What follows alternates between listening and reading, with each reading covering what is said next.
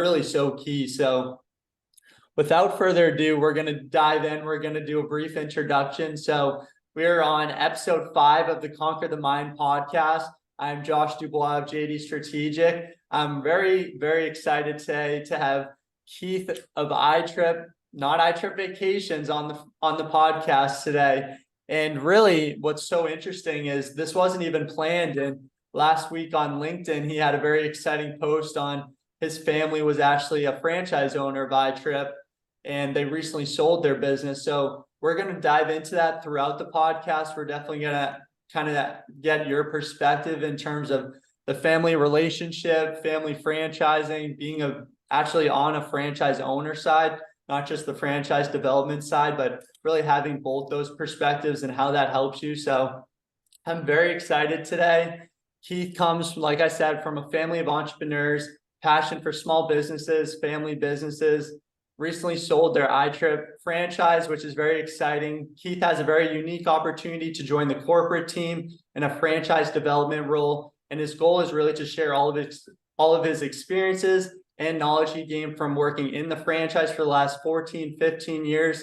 And now we can really provide those experiences to help you guys out. So I'm very excited. We're going to dive into Keith's background. What is iTrip? So if you're interested, let's really dive into all things franchising, all things mindset, and let's conquer the day, everyone. So I always like to kind of start off with everyone just kind of diving into someone's background. And I think a lot of times there's a lot of injustice kind of diving into someone's background, where it's like you kind of have the goal of the podcast. We want to educate people on franchising.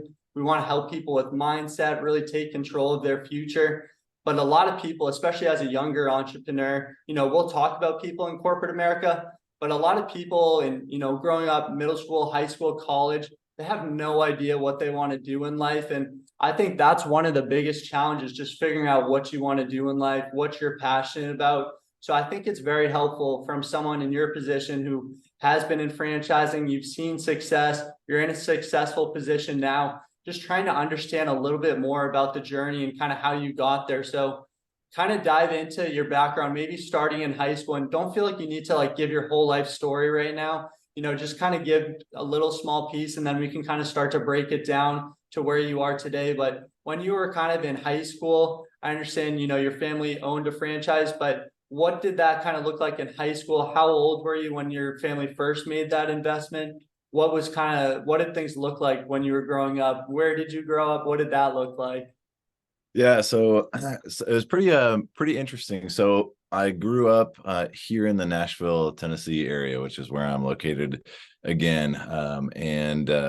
So my original goal, what I wanted to do when I was in school, I have always been somewhat career oriented, even younger, started working pretty early, around 14 years old, and have always had a job, always had that focus in the back of my mind. But going all the way back to high school, I really wanted to be an engineer, more specifically a mechanical engineer. Always really loved just the processes around engineering. Always loved the idea of design through engineering as well, and kind of just figuring out how things work. So that was always my goal. And then in high school, my parents started the franchise. So my dad was the typical franchisee starter or owner. He was corporate America for 25 years.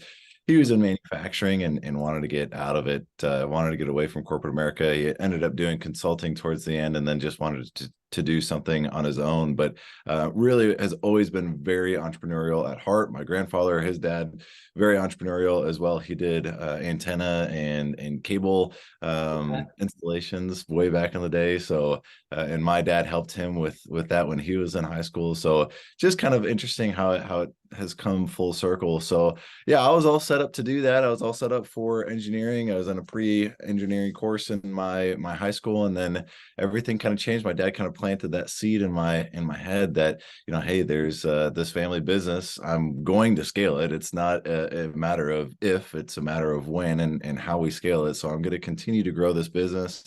by the time you're ready to join, we're going to have a great business for you to be able to join. It could be your first thing. So it's like, oh yeah, okay, maybe we'll see about it. And then Yeah. as business continued to grow, as it continued to change, really saw him creating a really cool lifestyle for himself, being able to manage his time, being able to manage really how he's growing the business and who he's working with. Every day was a new day, so he didn't have a monotonous routine of going Yeah. to the office and the same thing over and over again. It was truly a unique kind of a situation every day, and I saw him loving it. I just saw him really enjoying what he was doing for the first time, really, since that I'd ever seen him with work. So I thought, yeah, that's pretty cool. And then business ownership really started to take a hold, and Yeah. I got really interested in it. So I was working with the business Yeah.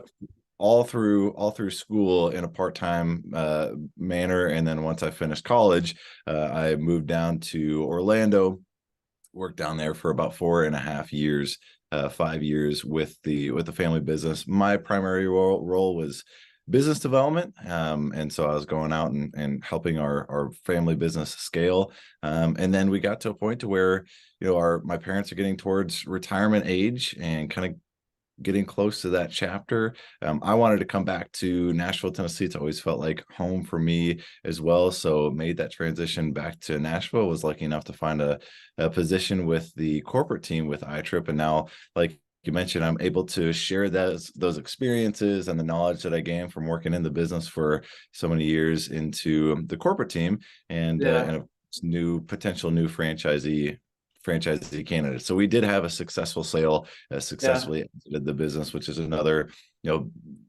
very exciting thing, big plus for the business. Certainly Yeah. a sell business too. So it's been great through and through. Yeah. Everyone's happy. That's awesome, Keith. And you dropped a lot there. So we definitely want to break some of that down for sure. That's really interesting. And it really started off with kind of your engineering background. I think that's really so fascinating, where sometimes people think you need to have that business background. I always kind of ask, nature versus nurture on terms of being an entrepreneur, being a business owner.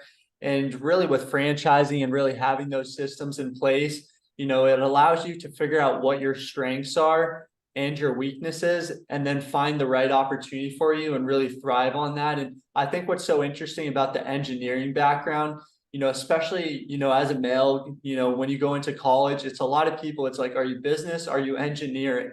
And if Yeah. you're female, is it like business or nursing? Or, it's somewhere along those lines, not to stereotype people, but that seemed to be every time when I was a freshman in college, it was like, what do you major in? You could already Mhm. guess what someone majored in to a certain extent. But Yep. like with the engineering, I just think it's very powerful. And something like the IT people, like they have a certain kind of mindset with being able to fix problems. And that's really so crucial in the business world with how do you react when there's a challenge? Do you kind of turn the other way, or is it something you're looking to solve? So I think that's super beneficial. And when you're kind of evaluating opportunities, just thinking about your strengths and weaknesses is